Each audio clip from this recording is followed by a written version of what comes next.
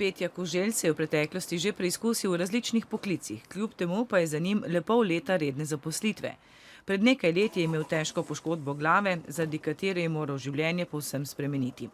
Trenutno je na usposabljanju v invalidskem podjetju v Ilirski Bistrici.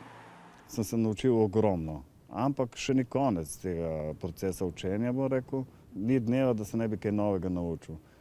Lahko vprašam z vsemi temi, ki delam, so vsi pripravljeni pomagati.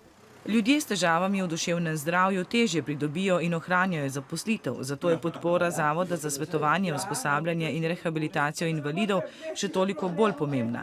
V okviru zaposlitvene rehabilitacije, ki poteka v običajnem delovnem okolju ali v zaposlitvenih centrih in invalidskih podjetjih, ljudje s težavami v duševnem zdravju spoznajo svoje močne in šibke točke. Mi smo tisti, ki povežemo delodajalca z osebo in osebo preko socialne, psihosocialne rehabilitacije pripravimo na to, da se nekako oceni, dela zmožnost.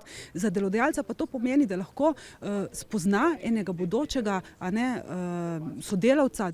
Invalidsko podjetje Ilirska Bistrica ima trenutno 70 zaposlenih, od tega je polovica invalidov. Letos so uspeli zaposliti 7 invalidov. Od ustanovitve leta 1997 pa do danes so svoje programe neprestano širili in se spretno prilagajali potrebam trga.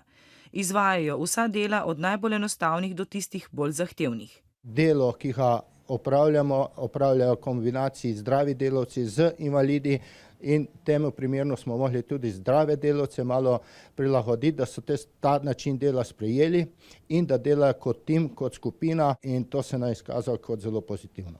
Pred leti so se v invalidskem podjetju srečevali z dvomom v njihovo uspešnost. Z leti pa se ta le počasi razbija.